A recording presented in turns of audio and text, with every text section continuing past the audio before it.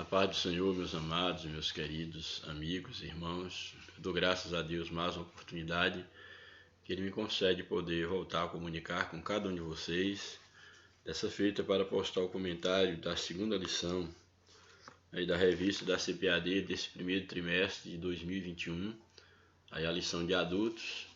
E a lição de hoje é essas lições, essa revista como um todo.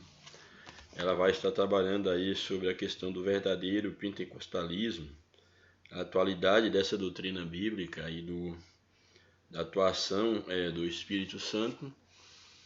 Na semana passada nós tivemos uma lição maravilhosa que foi apresentando a pessoa do Espírito Santo.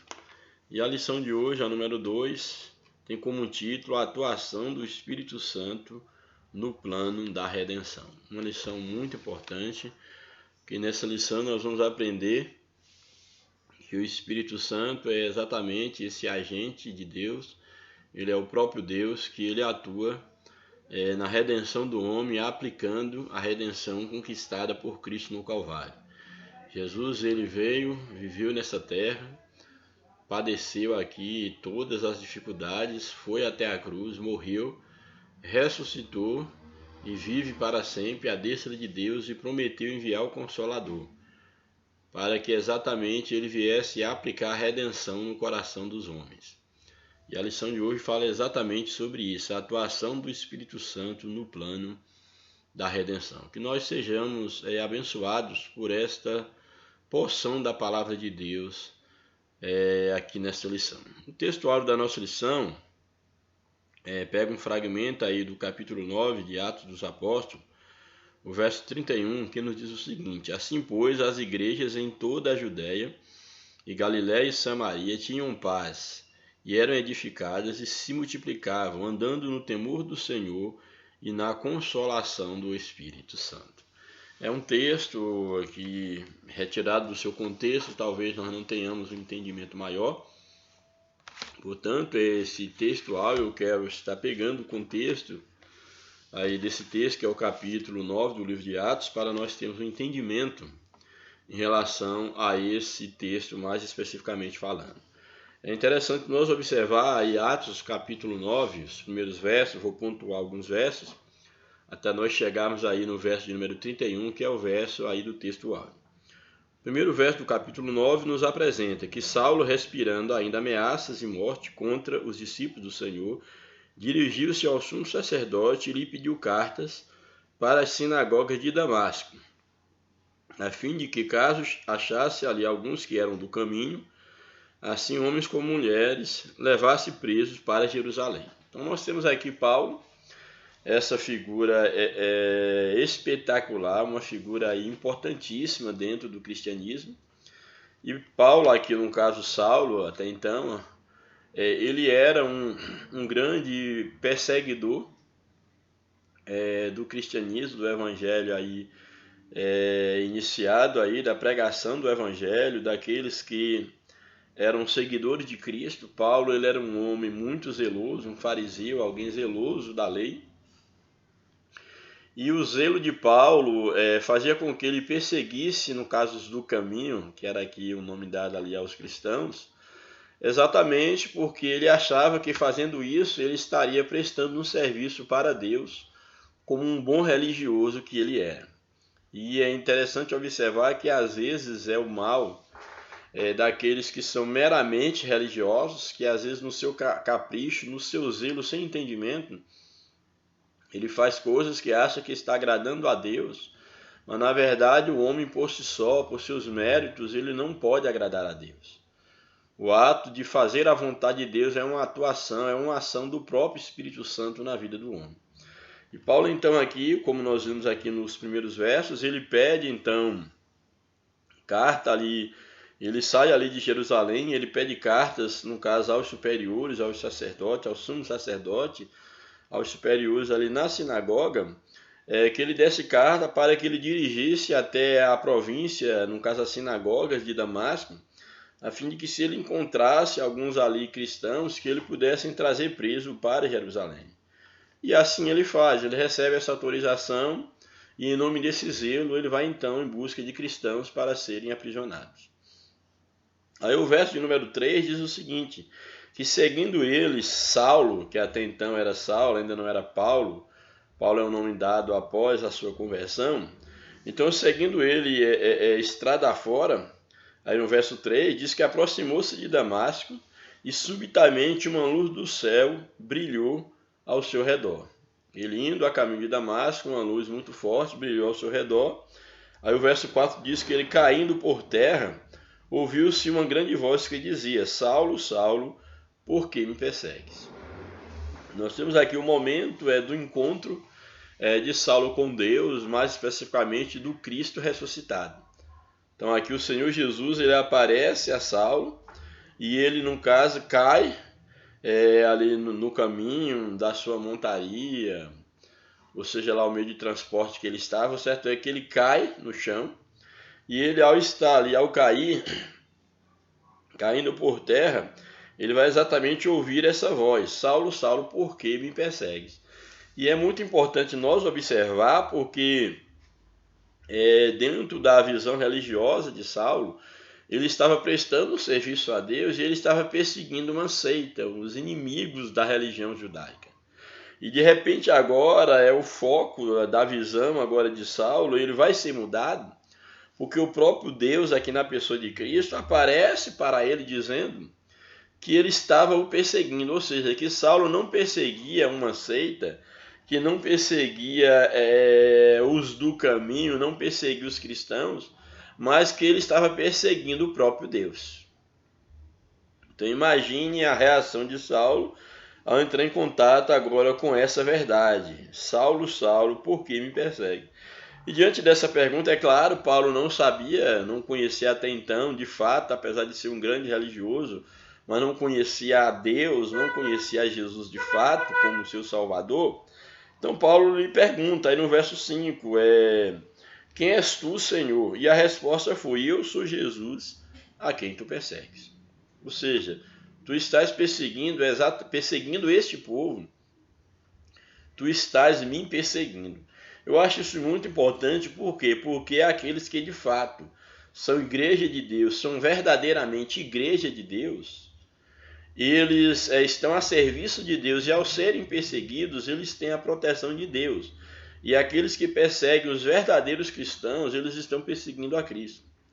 Eu não estou dizendo aqueles que perseguem religiosos, que perseguem fanáticos, que perseguem pessoas rotuladas, que se dizem cristãs, mas que de fato não são. Mas aqueles que verdadeiramente são cristãos, que estão sendo guiados por Deus, que ainda não perdeu o temor do Senhor, que de fato vivem como igreja do Senhor. Esses são representantes do reino de Deus, fazem parte do reino de Deus. E aqueles que perseguem esses verdadeiramente estão perseguindo Cristo. Por quê? Porque esses pertencem a Deus, pertencem ao corpo de Cristo, são a igreja de Cristo. E o Senhor cuida da sua igreja. Louvado seja o nome do Senhor. Então, Jesus ele se revela a Saulo, e aí no caso, assim, no verso 6, ao ele, no caso, ter esse encontro com Jesus, o verso 6 diz o seguinte, mas levanta-te e entra na cidade, onde te dirão o que convém fazer. Aí o verso 7, os seus companheiros de viagem pararam emudecidos, ouvindo a voz, mas contudo não vendo ninguém. Então se levantou Saulo da terra, e abrindo os olhos nada podia ver, e guiando pela mão levaram-no para Damasco. Eu acho aqui muito importante, porque Saulo, ao ter um encontro com Jesus, ele fica cego. Isso aqui tem um significado no mundo espiritual muito grande, porque até então Paulo ele enxergava e pensava enxergar muito bem à luz da religião, com os olhos da religião, com os olhos da carne. E Paulo, para obter uma nova visão, uma visão espiritual, ele tem que primeiro perder a visão carnal. É claro que aqui ele ficou cego no sentido físico, eu não estou ignorando isso, de fato ele ficou cego, mas a cegueira de Paulo não se limitava apenas à cegueira física. Nós podemos fazer aqui uma leitura, uma aplicação é de que essa cegueira de Paulo, essa cegueira física, ela também é introduzida dentro do contexto do encontro de Saulo com Cristo, que passará a chamar então Paulo, é que de fato essa cegueira física, ela demonstra a cegueira espiritual de Paulo, e era necessário que ele recobrasse, que ele tivesse uma nova visão. Então, ao cegar Paulo fisicamente, Deus está também mudando a sua visão espiritual, exatamente no encontro com Deus. E quando ele volta a enxergar fisicamente, ele também volta a enxergar espiritualmente de maneira diferente. Isso para mim é muito maravilhoso, é tremendo. É necessário que nós entendamos que todo verdadeiro encontro com Cristo nos leva a experimentar uma cegueira da ignorância, uma cegueira para a ignorância, para uma vida de ignorância, para uma vida de não discernimento do mundo espiritual, para podermos agora ter uma visão da parte de Deus, para de fato nos tornarmos verdadeiros seguidores de Cristo. Louvado seja o nome do Senhor. Então aí é o verso de número 8, como nós falamos. Então se levantou Saulo da terra, abrindo os olhos nada podia ver, e guiando pela mão levaram para Damasco. Aí o verso 9, esteve 3 dias sem ver, durante os quais nada comeu e nem bebeu. A ideia aqui dos 3 dias sem ver também é muito significativa. O verso 10, ora, havia em Damasco, lá para onde Paulo ia perseguir, agora ele foi levado para lá, agora porém cego. Havia em Damasco um discípulo chamado Ananias, aí está no verso 10, disse-lhe o Senhor numa visão. O Senhor aparece a Ananias e lhe traz essa missão. Ananias, a quem respondeu, eis-me aqui, Senhor. Então o Senhor lhe ordenou, dispõe-te e vai à rua que se chama Direita, que era onde o nome da rua na qual Paulo estava. Esse aqui era claro, era o Espírito Santo, Deus falando a Ananias em visão. O qual respondeu, Ananias responde a Deus, eis-me aqui, Senhor. Então o Senhor lhe ordenou, dispõe-te, vai à rua que se chama Direita, na casa de Judas, que é onde Paulo ali estava, procura por Saulo, apelidado de Tarso, pois ele está orando. Agora Saulo está orando. E aí o verso 12, e viu entrar um homem chamado Ananias, e impôs-lhes as mãos, para que recuperasse a vista. Ananias, porém, respondeu, Senhor.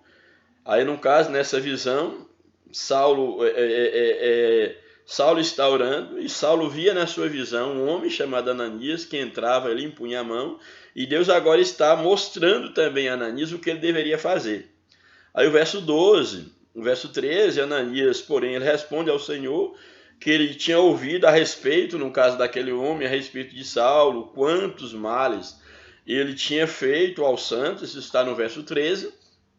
No verso 14 ele fala, e para aqui trouxe autorização, ele tinha vindo com autorização ali dos sacerdotes, para poder prender todos aqueles que invocassem o nome do Senhor. Ananias passa isso para Deus.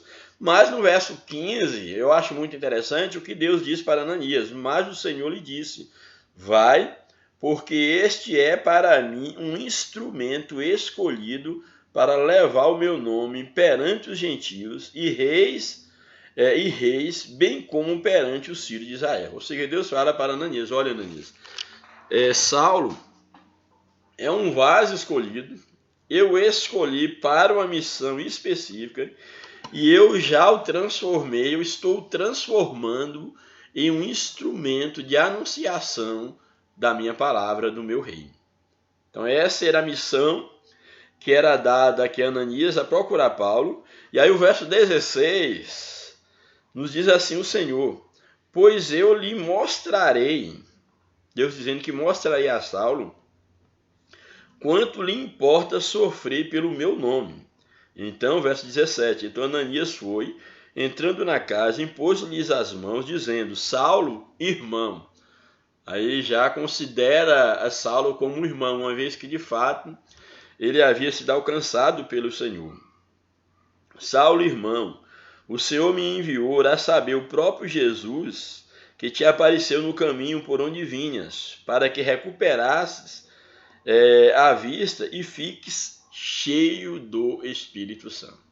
Essa informação aqui é muito importante, que Ananias ora para Saulo, para que à medida que ele recuperasse a vista física, ele obtivesse uma visão espiritual, ficando então cheio do Espírito Santo. Ou seja, ao ser cheio do Espírito Santo, ele teria uma nova visão no mundo espiritual. Isso é muito importante. Essa era a grande experiência que Saulo passou e que todos nós também temos que passar. A lição de hoje fala sobre a atuação do Espírito Santo no plano da redenção. Em todo o plano, desde o Éden até o cumprimento, na cruz do Calvário, a morte e a aplicação no coração do pecador. E nós temos aqui um exemplo dessa redenção sendo aplicada exatamente a quem Saulo de Tarso, que foi cheio do Espírito Santo e passou a ter uma nova visão. E aí diz o verso 18: e imediatamente lhe caíram dos olhos como que umas escamas e tornou a ver. E levantou-se e foi batizado. E depois de ter, aí é interessante que Saulo aqui, ele é curado, ele tem uma visão transformada e ele já é batizado como esse símbolo público do arrependimento, da conversão, de estar agora assumindo o seu papel ao lado de Cristo. E depois de ter se alimentado, sentiu-se fortalecido, então permaneceu em Damasco ainda alguns dias com os seus discípulos. Daqui é muito importante o que vai acontecer agora com Saulo daqui para frente. É o verso 20. E logo pregava nas sinagogas a Jesus. Aqui é interessante que Paulo, quando ele tem esse conhecimento, quando ele tem essa experiência, ele já começa a colocar em prática a sua chamada. Que nos diz aqui o verso 20, que logo depois de ele ser batizado, de ter ficado um tempo em Damasco, diz o seguinte: logo pregava nas sinagogas, pregava a quem? A Jesus, afirmando que este é o Filho de Deus. Então Paulo começa aqui a evangelizar, Saulo começa a evangelizar, e o verso 22, Saulo, porém, mais e mais se fortalecia, no caso fortalecia aqui na graça, no poder do Espírito, e confundia os judeus que moravam em Damasco, demonstrando que Jesus é o Cristo. E aí tem a sequência do texto, logo um pouco mais abaixo, aí nós vamos ter mais aí especificamente, não irei ler todo aqui o capítulo. Aí no verso, por exemplo, o verso de número 28 diz o seguinte: estava com eles em Jerusalém, entrando e saindo, Paulo, no caso, agora em volta para Jerusalém, entrando e saindo em Jerusalém, pregando ousadamente o nome do Senhor. Então, todos aqueles que viam, aquele que perseguia essa obra, agora estava ali em Jerusalém, pregando o caminho do Senhor. Verso 29 diz: e falava e discutia com os helenitas, já que ele era uma pessoa muito culta, mas eles procuravam tirar-lhe a vida, procuravam tirar a vida de Paulo.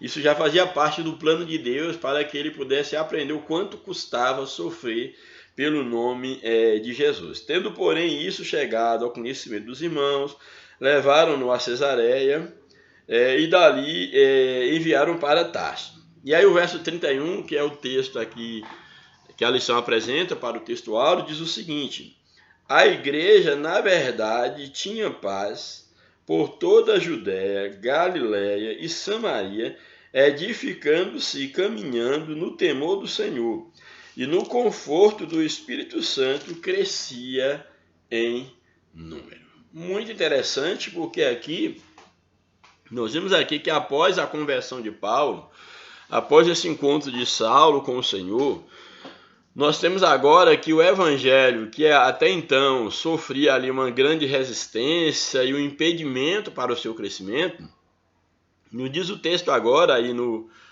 textual da lição, no verso 31 do capítulo 9, que assim, pois, as igrejas em toda a Judéia, Galiléia e Samaria tinham paz, porque uma vez que o perseguidor número 1, que era Saulo, ele agora havia se convertido, então nesse aspecto agora a igreja tinha paz. E diz o texto que a igreja tinha paz e eram edificadas essas igrejas e se multiplicavam, andavam no temor do Senhor e na consolação do Espírito Santo. Então agora Paulo ele era um instrumento de Deus usado para ajudar na edificação da igreja, na multiplicação do reino de Deus, como o texto diz aqui, e multiplicavam. E agora eles andavam, no caso, no temor do Senhor, a ideia de andar na direção de Deus, de ver que aquela obra de fato era uma obra divina, e uma grande prova disso era agora o antes perseguidor, agora perseguido e pregando o evangelho que ele perseguia. Então, no temor do Senhor e na consolação do Espírito Santo. Então, aí o consolo do Espírito Santo, a ideia aqui da consolação do Espírito, uma vez que Jesus fala desse Consolador, nós veremos aqui na revista, que é exatamente aquele que estava ao lado. É o advogado, o paracleto, aquele que está ao lado. Então agora a igreja ela crescia e na ideia da consolação do Espírito, ou seja, na direção, na companhia, no conforto do Espírito Santo. Louvado seja o nome do Senhor. Então esse foi o texto áureo, e a verdade prática nos apresenta a atuação do Espírito e continua, a atuação do Espírito é contínua e dinâmica na igreja, na vida dos crentes, e os conduz desde a conversão até o final da jornada cristã. Muito importante porque essa verdade prática nos apresenta que a atuação do Espírito ela é contínua. A igreja é um movimento do Espírito. Em momento algum o Espírito Santo pode deixar a vida da igreja, que uma vez que o Espírito Santo, se fosse possível ele abandonar a igreja ela deixaria de ser igreja, ela estaria fracassada. Portanto, a atuação do Espírito ela é contínua e também ela é dinâmica. A dinamicidade da obra, que é exatamente a multiforme graça de Deus, que é manifestada na igreja, e essa sabedoria, essa multiforme graça, ela é manifestada exatamente pela atuação contínua do Espírito Santo, que ela se faz presente na vida da igreja e de cada crente individualmente enquanto corpo de Cristo.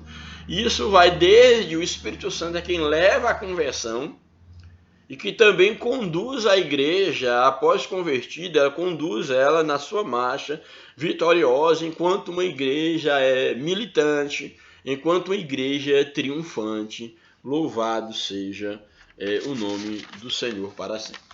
E aí, a leitura bíblica em classe está aí no capítulo 16 do Evangelho de Mateus, capítulo 16, verso 7. Mateus 16, verso 7, até o verso de número 13. Mateus 16, verso 7, até o verso 13. Eu vou ler alguns versos antes para nós contextualizarmos aí no capítulo de João 16. Aí a lição nos apresenta o verso 7 ao 13, mas eu quero ler aí o verso do capítulo 16, só fazer assim uma breve, para nós entendermos esse contexto. Eu quero aqui falar um pouco sobre, ainda no capítulo 15, só pontuar alguns versos do capítulo 15. Aí, por exemplo, capítulo 15, verso 18, diz o seguinte: se o mundo vos odeia, sabei que primeiro do que vós outros me odiou a mim. Jesus ensinando aos seus discípulos. Se vós fosseis do mundo, o mundo amaria o que era seu. Como todavia não sois do mundo, pelo contrário, dele vos escolhi, por isso o mundo vos odeia. Então Jesus mostrando que a igreja era diferente, ela foi tirada do mundo, e assim como o mundo odiou, odiaria também os seus, odiaria aqueles que fossem a sua igreja. E aí ele começa a trazer ensinamentos sobre, no caso, a sua missão. Logo mais no verso 26 do capítulo 15, ele diz: quando, porém, vier o Consolador, que eu vos enviarei da parte do meu Pai, o Espírito da verdade, que procede do Pai, esse dará testemunho de mim. Aí no capítulo 16, primeiro verso, ele vai dizer o seguinte: tenho-vos dito essas coisas para que não vos escandalizeis. Eles os expulsarão da sinagoga. Já é uma sequência do que está lá inserido nos versos anteriores do capítulo 15. Ele vai dizer sobre o que aconteceria com os seguidores de Cristo. Tenho-vos dito isso para que não vos escandalizeis, eles vos expulsarão das sinagogas, mas vem a hora em que todos os que vos matar julgará com isso tributar culto a Deus. Acharão que estão prestando um serviço a Deus, como o próprio Saulo pensava ao perseguir a igreja. Aí no verso 5 do capítulo 16 ele diz: mas agora vou para junto daquele que me enviou, e nenhum de vós me pergunta, para onde vais? Pelo contrário, porque vos tenho dito essas coisas, a tristeza encheu o vosso coração. Tá? E Jesus fala aqui, olha, eu tenho ensinado a vocês sobre o sofrimento que vocês estarão passíveis, que vocês enfrentarão, porque isso fizeram a mim, também farão a vocês, meus seguidores. E agora eu preciso ir ao Pai para que o Consolador seja enviado. Porém, diante do que eu falei, vocês foram tomados de muita tristeza. E sequer vocês perguntam para mim quando eu digo que estou indo para o meu Pai, mas agora vou para junto daquele que me enviou. Quando eu digo isso, nenhum de vós me pergunta para onde vais. Pelo contrário, vocês estão sendo tomados por uma tristeza. E aí vai entrar exatamente o texto da leitura bíblica em classe, que é a partir do verso 7 até o verso de número 13.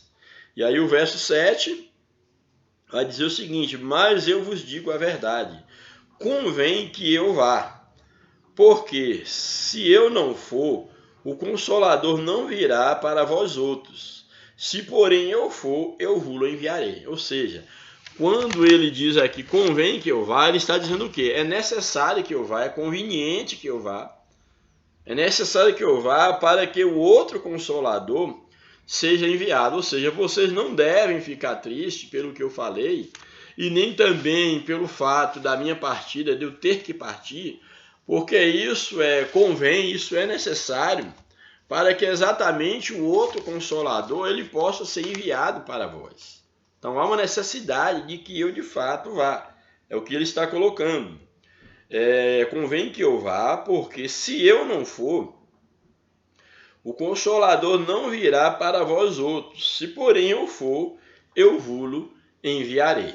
Nós já vimos que a ideia aqui de dizer que Jesus vai e que enviará o Consolador, que é uma referência ao Espírito Santo, exatamente nos ensina que Jesus, enquanto pessoa, ele enviaria também uma outra pessoa, que seria a pessoa do Espírito Santo, tomando aí o Espírito Santo como uma pessoa e não como uma força que alguns costumam apresentar. Aí o verso 8, quando ele vier, no caso do Espírito Santo, Consolador, quando ele vier, convencerá o mundo do pecado, da justiça e do juízo. Ou seja, o Consolador teria como prerrogativas convencer o mundo do pecado, que é a rebelião contra Deus lá, original, convenceu o homem que ele rebelou-se contra Deus.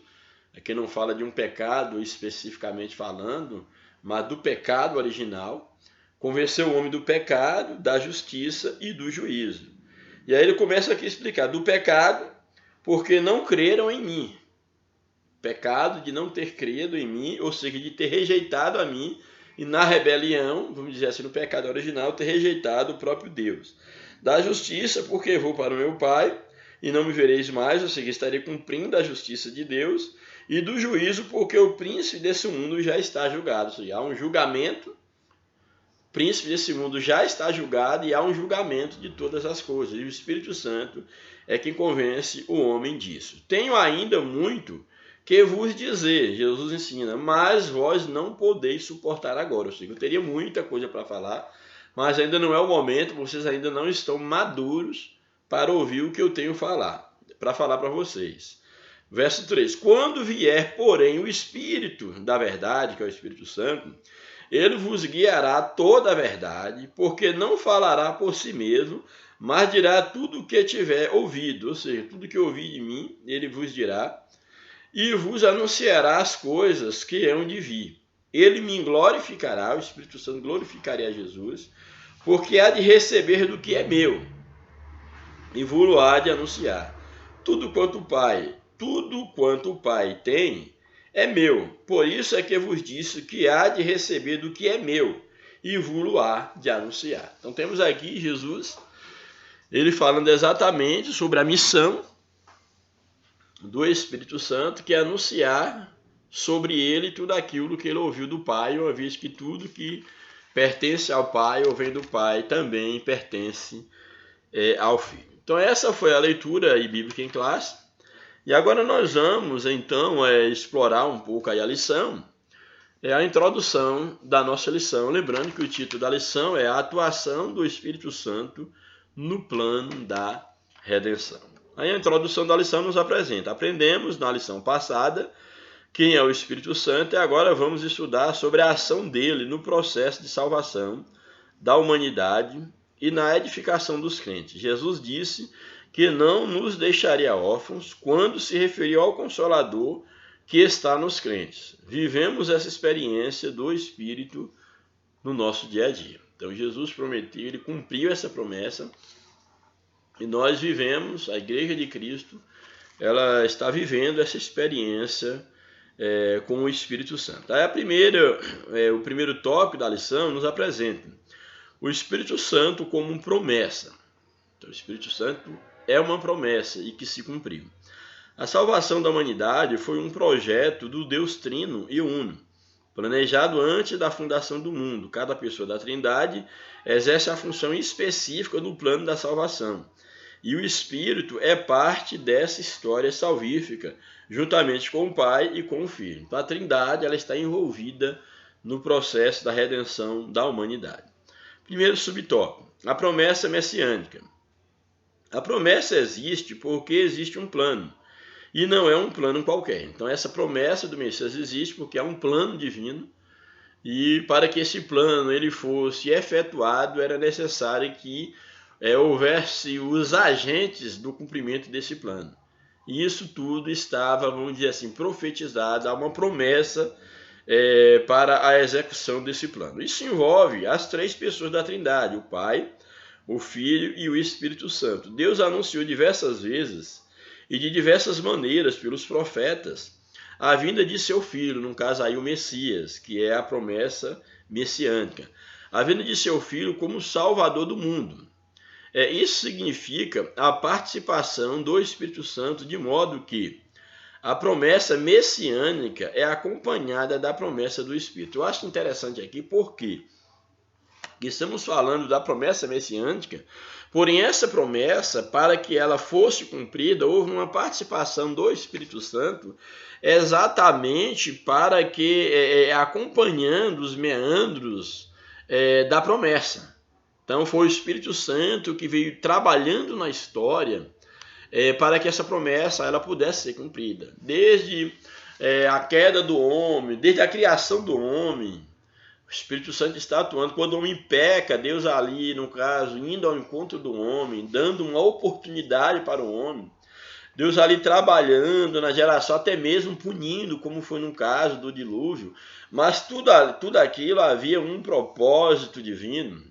E havia ali uma atuação do Espírito Santo para que a promessa do Messias, para que a vinda do Messias ela se tornasse uma realidade. Então o Espírito Santo ele trabalha na história, acompanhando, no caso ali, a história e trabalhando na história.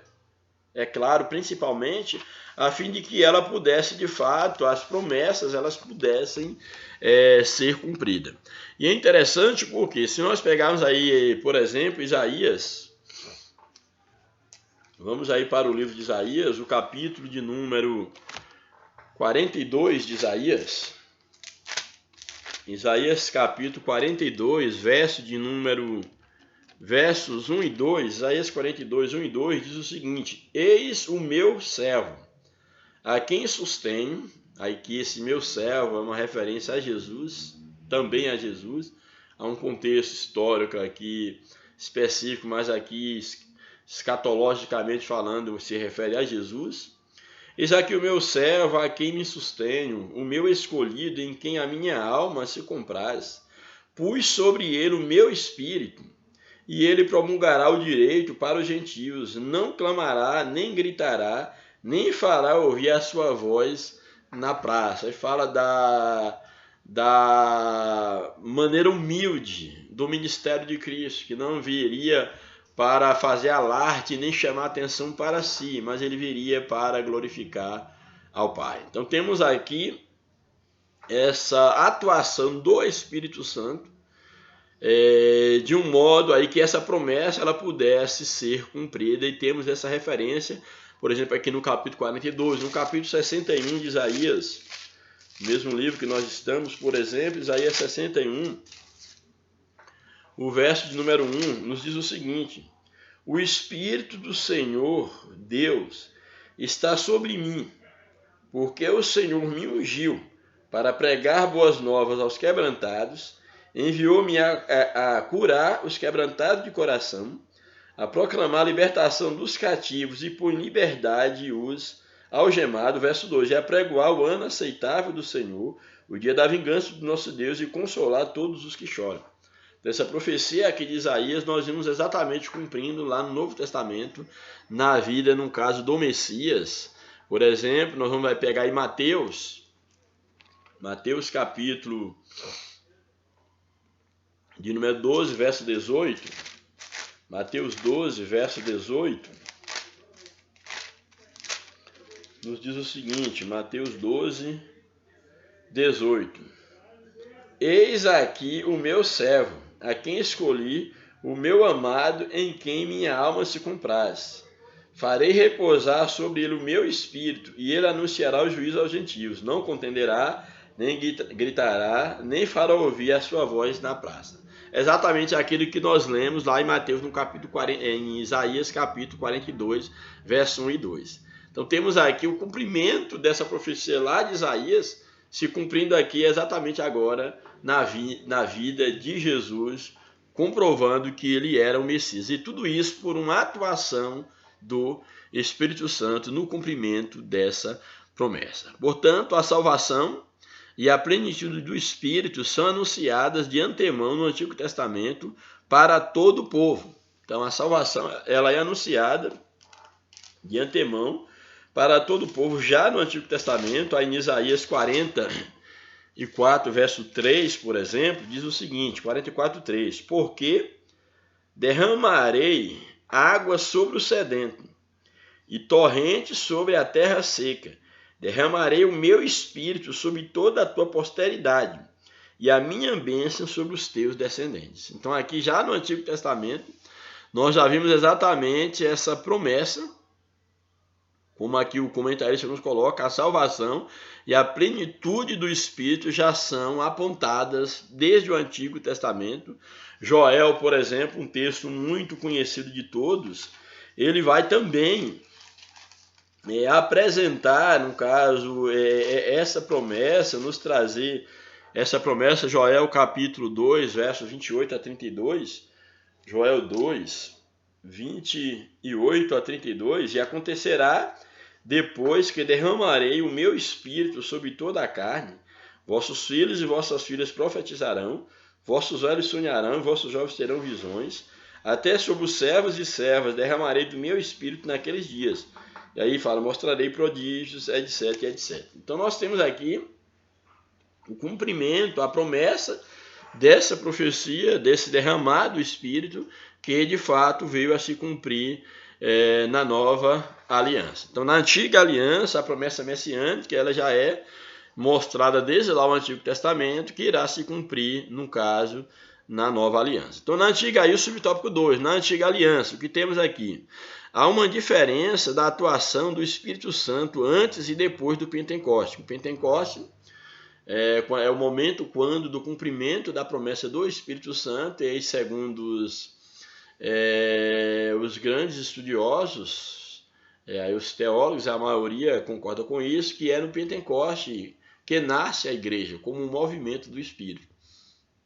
Então no dia ali da festa dos judeus, da festa do Pentecostes, cumpre-se a promessa do derramado Espírito Santo, que estava ali oficializando, podemos dizer assim, o nascimento da igreja, segundo, é claro, algumas leituras. Então, na antiga aliança, há uma diferença da atuação do Espírito Santo antes e depois do Pentecoste. As múltiplas manifestações do Espírito Santo são conhecidas desde o Antigo Testamento, e uma delas era a capacitação de pessoas para as obras específicas, como as de profeta. O Espírito Santo Já no Antigo Testamento, ele atuou de maneira assim muito específica, para obra muito específica. Aqui, por exemplo, dá o exemplo de profeta, Números capítulo 12, verso número 6, diz o seguinte, Números 12, 6. Então disse, ouvi agora as minhas palavras, se entre vós há profeta, eu, Senhor, em visão, a ele me faço conhecer, ou falo com ele em sonho. Então Deus aqui, falando a profetas, também num caso a lideranças, Deus, no caso o Espírito Santo, também aqui atuando no ato de poder eleger líderes, aí juízes, capítulo 6, verso 34, ele vai também nos apresentar isso que eu acho muito interessante, essa questão aí do Espírito Santo como atuando, levantando liderança. Juízes, capítulo de número 6, verso de número 34. Juízes 6, 34 diz o seguinte: então o Espírito do Senhor revestiu a Gideão, o qual tocou o rebate, e os abiseritas se ajuntaram após ele. E nós vimos aqui a grande vitória ali de Gideão com os seus 300 homens, que ele vence ali 32 mil midianitas, e a vitória é muito grande. E Gideão e outros juízes se levantaram, grandes juízes, para julgar a nação de Israel, ali antes do período dos reis, da monarquia, e eram pessoas capacitadas.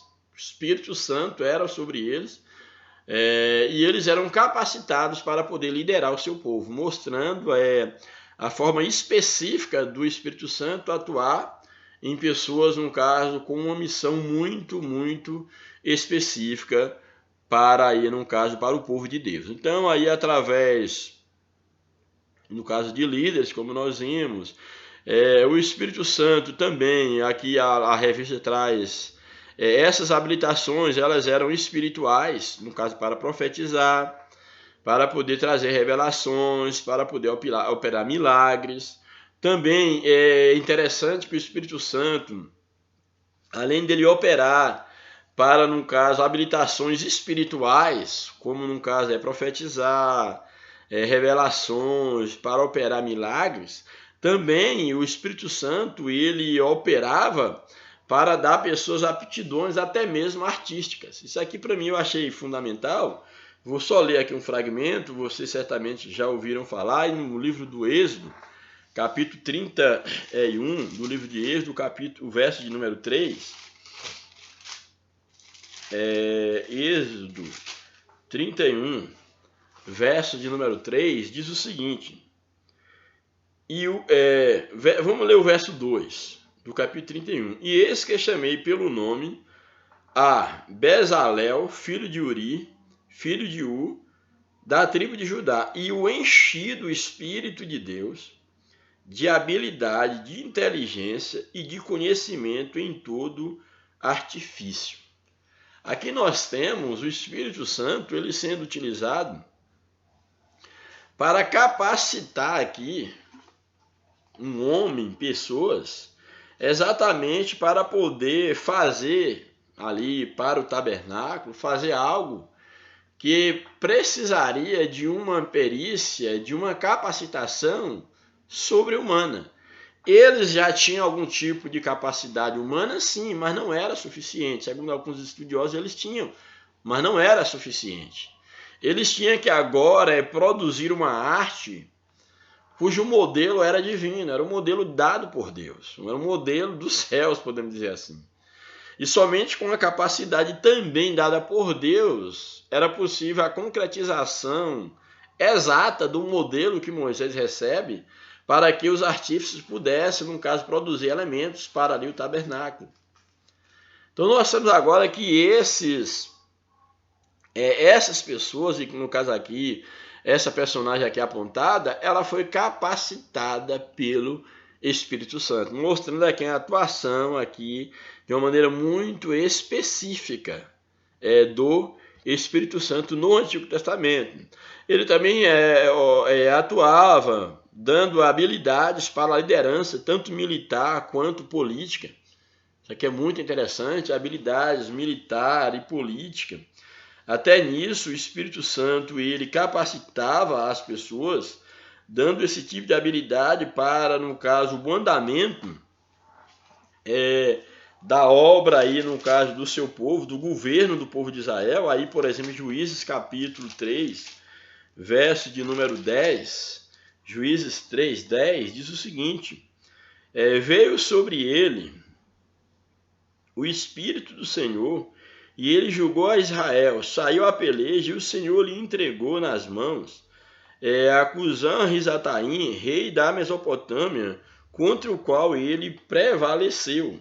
Mostrando aqui Otiniel, que foi um homem cheio do Espírito, para poder liderar e ser um guerreiro militar. Então aí nós temos exemplos que a Bíblia nos fornece sobre como o Espírito Santo ele atuava já na antiga aliança. Claro, de maneira esporádica, específica, mas sim, ele já atuava na antiga aliança. Aí, sobre o tópico 3, é a promessa do Consolador.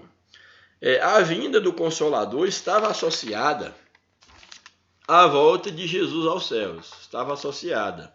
Jesus teria que voltar aos céus para que o Consolador pudesse ser enviado. Convém que eu vá, porque se eu não for, o Consolador não virá, como nós vimos lá no verso 7. Isso porque o cumprimento dessa promessa estava vinculado à obra expiatória do Calvário. Por quê? Que era necessário que Jesus completasse a obra, que ele só poderia, pelo menos duas implicações teria aqui.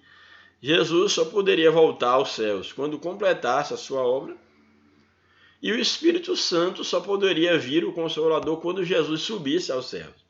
Então Jesus tinha que completar a obra, subir aos céus, para que então o Espírito Santo, o Consolador, ele pudesse ser enviado. Louvado seja o nome do Senhor. Jesus disse também que tinha muita coisa para ensinar aos discípulos, mas eles ainda não estavam preparados para ouvir, como nós já falamos, não poderiam suportar a mensagem sem a atuação do Espírito. Ou seja, coisas mais que Jesus tinha que ensinar aos discípulos, eles não estavam em condição de ouvir, porque não havia neles um poder suficiente para suportar.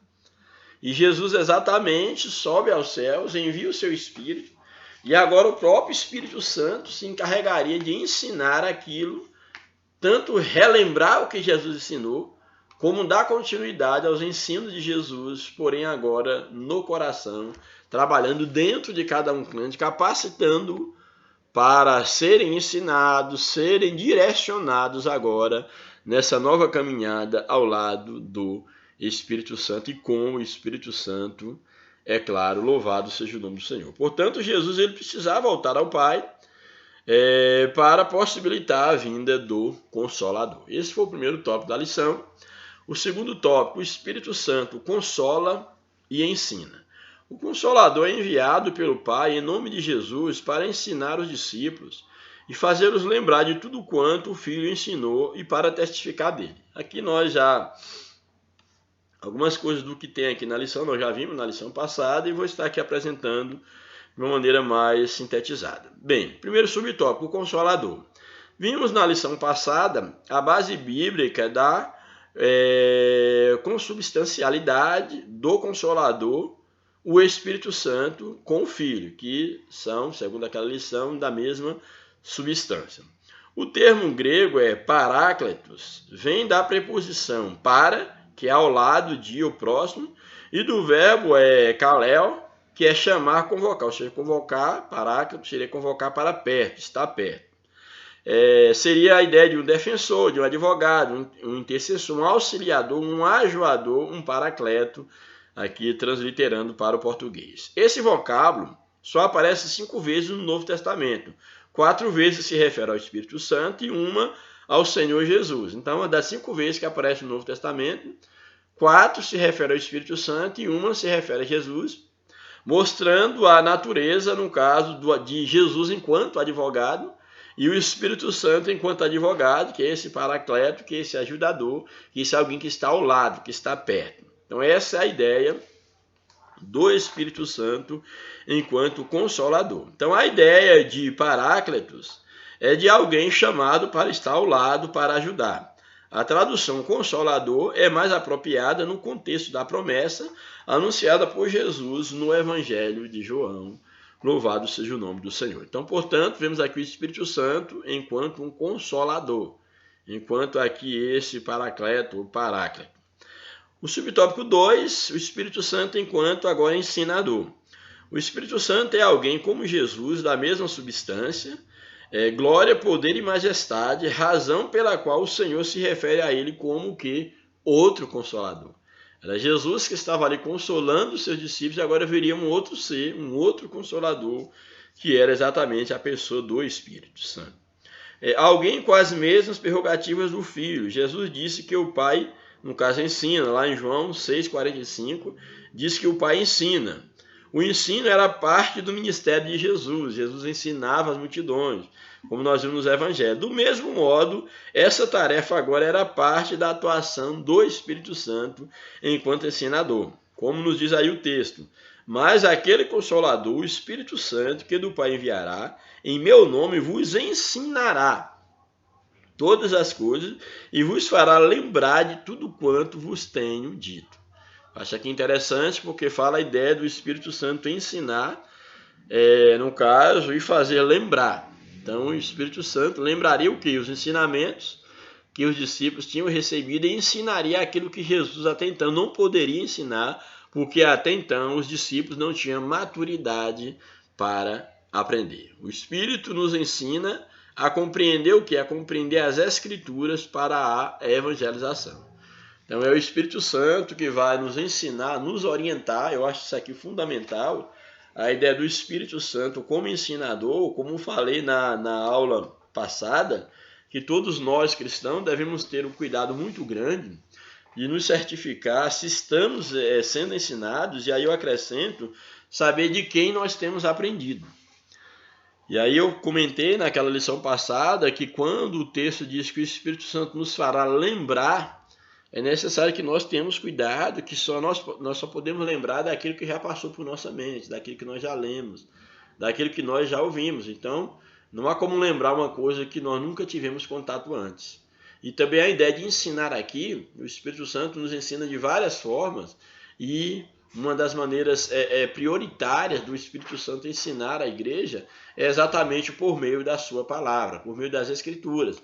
Daí a necessidade de nos dedicarmos ao estudo da palavra de Deus. E aí em 1 Coríntios 2, verso 13, nos diz o seguinte: disto também falamos, e aqui está falando, aqui se nós formos pegar aqui anteriormente, aí no capítulo 2 de 1 Coríntios, ele vai estar falando sobre a questão da falta de compreensão do ministério da revelação do Espírito Santo, que é algo que tem que ser discernido espiritualmente. E aqui Paulo está ensinando sobre essa falta de compreensão, que sabedoria é essa, no caso, que ele começa a dizer, mas falamos da sabedoria de Deus em mistério, outrora oculta, a qual Deus pré-ordenou desde a eternidade para a nossa glória.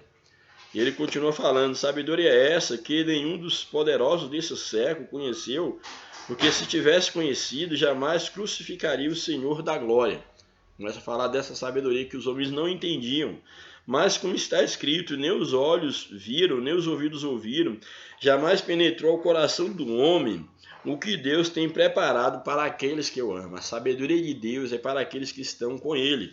Mas Deus nulas revelou pelo Espírito, o Espírito Santo, porquanto o Espírito a todas as coisas perscruta, até mesmo as profundezas de Deus. Louvado seja o nome do Senhor. E aí, no caso, por exemplo, verso 13 e 14, ele diz o seguinte, disso também falamos, não em palavras ensinadas pela sabedoria humana, mas ensinadas pelo Espírito Santo, conferindo coisas espirituais com coisas espirituais. Isso é fantástico. Ora, o homem natural não entende as coisas do Espírito de Deus, porque eles são loucura, e não pode entendê-las, porque elas se discernem espiritualmente. Então Paulo está dizendo aqui, quando ele coloca aqui em relação ao discernir o mundo espiritual, e ele diz, disso também falamos, não com palavras ensinadas pela sabedoria humana, mas ensinadas pelo Espírito, conferindo coisas espirituais com coisas espirituais. Ou seja, as coisas do Espírito, elas têm que ser entendidas pelo Espírito de Deus. Não queira ter um conhecimento do mundo espiritual a partir de uma mente puramente humana. As coisas espirituais, elas têm que ser discernidas espiritualmente. A ideia de comparar coisas espiritual com coisa espiritual. Se eu não tenho de Deus a revelação, se eu não me aproximo de Deus, se eu não recebo de Deus o conhecimento espiritual do Cristo, do Espírito Santo, que conhece as profundezas de Deus, eu não terei conhecimento sólido de Deus. É necessário que as coisas espirituais elas sejam colocadas ao lado das coisas espirituais, que eu tenha uma direção espiritual, uma direção do Espírito Santo, para eu verdadeiramente ser ensinado por Deus. Louvado seja o nome do Senhor. Então aí está, eu acho fantástica essa ideia aqui de ser ensinado do Espírito Santo enquanto um ensinador. Também o Espírito Santo enquanto um ajudador, o terceiro subtópico. A versão revisada de Almeida traduz Paráclito por ajudador. De fato, o Espírito nos ajuda na vida diária. Ele imprime em nós o caráter de Cristo e nos conduzirá até o final de nossa jornada. Ele nos ajuda em nossas fraquezas, como a Bíblia diz. O Espírito Santo, ele ora por nós. Aí em Romanos, por exemplo, capítulo de número 8, verso 26.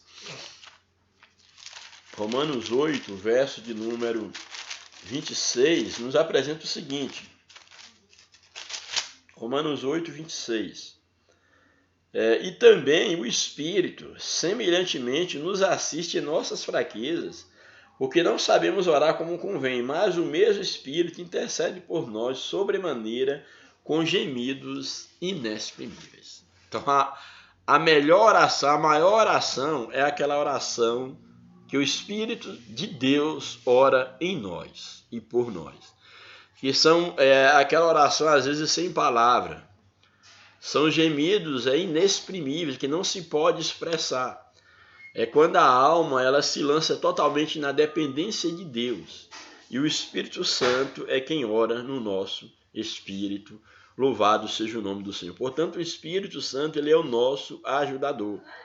Jesus diz que o ajudador vos fará lembrar de tudo quanto vos tenho dito. A missão do Espírito, ele nos ensina, ele ora por nós, nos fará lembrar dos ensinamentos de Cristo. Ninguém vai se lembrar, e a comentarista acrescenta aqui, ninguém vai se lembrar de algo que não ouviu, que nunca viu, não ouviu, não leu, não aprendeu antes. Lembrança é algo que vem da memória, que dela já tivemos. Ou seja, que nela já habitou, das coisas que já passou pela memória. Essa ajuda do Espírito não nos desobriga de estudar a Bíblia. Mesmo porque, quando diz que o Espírito vai lembrar, isso quer dizer o quê? Que ele vai lembrar daquele que nós estudamos, que nós já ouvimos. Então não desobriga ninguém de ler a Bíblia. Pelo contrário, nós temos que conhecer as Escrituras para quando precisarmos dela, mesmo não estando com o livro na mão, nós a tenhamos o nosso coração, na nossa mente, o Espírito nos lembre e nos dirige nas palavras que nós devemos tomar posse. É bom ressaltar essa verdade porque, infelizmente, há os que defendem a ideia de que não é preciso estudar e nem se preparar para fazer a obra de Deus. Grande engano. E o último tópico da lição, o tópico 3, o Espírito Santo reprova e convence o mundo. Uma vez realizada a obra da redenção, o Espírito veio para convencer o mundo do pecado, da justiça e do juízo. A salvação está à disposição de todos, mas há uma necessidade de alguém persuadir a humanidade. A salvação é para todos, mas alguém precisa persuadir, convencer o homem do seu estado de pecado, convencer o homem do pecado, da justiça e do juízo. E quem é esse alguém? A pessoa do Espírito Santo. Primeiro subtópico aí do último tópico. O Espírito Santo convence o mundo do pecado. A ideia aqui do verbo convencer é a ideia aqui de persuadir. Isso aqui é muito interessante, que a ideia de convencer leva alguém persuadir alguém a enxergar-se. Essa é a ideia aqui. Então, a ideia do Espírito Santo convencer o mundo é persuadir o mundo a se ver pecador, a se ver rebelado contra Deus lá na queda, no caso, no princípio. É persuadir, isso é observado em outras passagens do Novo Testamento. É o Espírito Santo que convence ou persuade o mundo do pecado. Jesus disse pecado e não pecados. Aqui, convencer do pecado no singular. Por que não pecados? Isso porque ele não está falando de alguns pecados ou transgressões específicas, mas da incredulidade, isso é, do pecado. O pecado que origina, vamos dizer assim, os demais pecados. É desse pecado, é convencer o homem de que ele é um pecador e não de pecados específicos. É mostrar que o homem ele é um pecador, ele se rebelou contra Deus. E uma vez rebelando-se contra Deus, uma vez dando origem ao pecado original, ele vai cometer outros pecados, mas é convencer o homem de que ele é um pecador, de que ele se rebelou contra Deus. Isso aqui eu acho muito interessante. Então, ele não está falando de alguns pecados ou transgressões específicas, mas da incredulidade, isso é, do pecado. Do pecado porque não crê em mim. Antes mesmo que alguém cometa alguma coisa, Jesus já havia dito que tal pessoa estava condenada. Mesmo antes de cometer alguma coisa, o homem já está condenado pelo pecado original. É o Espírito que torna as pessoas conscientes do seu estado de miséria espiritual e as leva a reconhecerem o Senhor Jesus Cristo como seu Salvador. Então é o Espírito Santo que leva o homem a entender que ele é um pecador. O salmista diz, olha, que eis que em pecado me concebeu a minha mãe. Essa consciência, então o Espírito Santo vem nos convencer, ele vem nos persuadir para que nós possamos entender e aceitar que de fato nós somos pecadores. Esse é um papel do Espírito Santo, não há um justo sequer diante de Deus. O Espírito Santo, ele convence da justiça, convence que nós somos pecadores, nos persuade a de fato admitir que somos pecadores, mas também ele nos persuade, nos convence que a justiça de Deus ela foi cumprida em Cristo Jesus na cruz do Calvário. Então o Espírito Santo convence o mundo da justiça, ou seja, é o subtópico 2. A justiça, a que o Espírito Santo convence o mundo, é a justiça impecável de Cristo. Cristo sem pecado, ele cumpre a justiça de Deus. Isso porque Jesus morreu e ressuscitou dentre os mortos e está à destra de Deus e intercede por nós. Então Jesus é a justiça de Deus. Nós somos justificados por Cristo. O Espírito Santo, ele nos convence da justiça, de que Cristo é a justiça de Deus. Ele foi impecável, ele cumpriu a justiça divina. Jesus voltou para o Pai e o mundo não o vê, mas o Consolador continua persuadindo as pessoas da justiça de Cristo. E é por meio do Espírito que todos nós chegamos à convicção de que necessitamos da salvação. Ele nos convence do pecado, mas também nos convence que há uma justiça que foi efetuada em Cristo Jesus. E é necessário que nós nos voltemos para Cristo. E é o próprio Espírito Santo quem nos conduz a Cristo, quem aplica a obra da redenção no nosso coração. Louvado seja o nome do Senhor. É Ele quem nos mostra a necessidade da nossa alma de salvação. O Consolador nos leva a Jesus, o nosso advogado, aquele que cumpriu toda a justiça divina e que intercede por nós, e que está ao lado de Deus também como nosso advogado, e o Espírito Santo também intercedendo por nós. Bem, o Consolador nos leva a Jesus, o nosso advogado. Temos um advogado para com o Pai, Jesus Cristo justo. E ele é a propiciação pelos nossos pecados. Lembra lá da justiça, no caso do pecado, ele convence do pecado. Então, o Espírito Santo nos mostra que somos pecadores, mas também nos mostra a justiça de Cristo, sendo ele a propiciação pelos nossos pecados, não só pelos nossos, mas também pelos de todo o mundo. Louvado seja o nome do Senhor. É o papel aí de convencer do Espírito, de convencer o homem da justiça divina. E, finalmente, o Espírito Santo convence o mundo do juízo. Jesus disse ainda, e do juízo, porque já o príncipe deste mundo está julgado. Ou seja, o príncipe deste mundo aqui, é claro, é uma referência a Satanás, que foi derrotado por Cristo, com a vitória de Cristo no Calvário. E o Espírito Santo ele vem exatamente convencer o mundo do juízo, que se trata o quê? Esse juízo aqui, do que se trata esse juízo? Aqui, pelo menos, nós temos que entender de duas coisas. Que nossos pecados, quanto ao juízo de Deus, os nossos pecados foram julgados em Cristo na cruz do Calvário.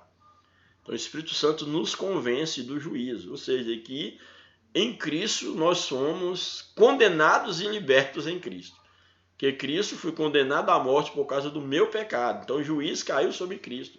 Mas em Cristo também nós somos libertos. Então já não há mais nenhuma condenação para os que estão em Cristo Jesus. Por quê? Porque nós já fomos julgados em Cristo. Cristo estava sendo julgado. O juízo de Deus recaiu sobre Cristo para que nós não fôssemos condenados. Isso é maravilhoso e você pode glorificar a Deus por isso. Portanto, nossos pecados foram julgados em Cristo na cruz e Satanás perdeu as multidões do mundo que vieram a Jesus pela ação do Espírito Santo. Então, primeiro foco de convencimento do juiz é no sentido de que Cristo foi julgado por nós, mas esse julgamento se refere ao mesmo tempo ao julgamento de Satanás, que começou a ser concluído na consumação do século. Ou seja, quando Jesus vem, Satanás, já havia uma promessa que Satanás ele seria destruído, que nasceria da semente da mulher alguém que esmagaria a cabeça de Satanás.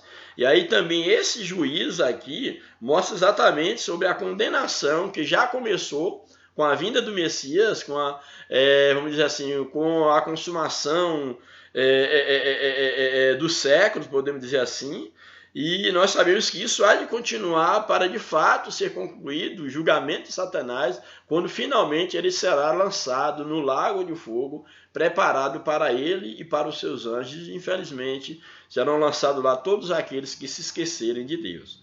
Portanto, a lição coloca isso, mas esse julgamento se refere ao mesmo tempo ao julgamento de Satanás, que já começou e será concluído na consumação do sexo genu, não só, vamos dizer assim, na plenitude dos tempos, quando Jesus veio, que já começa, vamos dizer assim, a materialização desse julgamento de Satanás, mas na consumação do século, que seria o final de todas as coisas. O diabo ainda luta numa batalha que já foi perdida. Esse juízo é uma referência ao julgamento dos nossos pecados na cruz do Calvário, como já falei, mas ao mesmo tempo ao julgamento de Satanás, que já foi vencido por Jesus em sua morte e ressurreição. Então, Satanás, quando Jesus veio na plenitude dos tempos, ali começa já o julgo, podemos dizer assim, o julgamento e a execução da pena do julgamento de Satanás, porque ele já começa a promessa, ele não pôde barrar a vinda do Messias, o cumprimento da promessa. Jesus na cruz lá está já esmagando a cabeça de Satanás e finalmente, na consumação dos séculos, ele será punido e derrotado para sempre. E a conclusão da lição nos apresenta: diante do exposto, ficamos sabendo que o sentido de consolador aplicado ao Espírito Santo é inerente à sua natureza e obra. O Espírito Santo atua na igreja para guiar o povo de Deus de forma coletiva, como as ovelhas individualmente age também no mundo, no processo da salvação. Então o Espírito Santo, tanto ele age no conjunto da igreja como um todo, como as ovelhas do rebanho de Cristo, como também convencendo cada um individualmente do pecado, da justiça e do juízo. Então essa foi a ideia da lição, a atuação do Espírito Santo no plano da redenção. Que Deus nos abençoe, que o Espírito de Deus fale profundamente ao teu coração e que nós possamos entender que a cada dia nós precisamos ser guiados pelo Espírito Santo. É Ele que opera tanto o querer quanto o realizar. Que Deus nos abençoe, um grande abraço, oreis por nós, que Deus abençoe você e a sua família, em nome de Jesus, e até a próxima oportunidade. Um abraço e a paz do Senhor.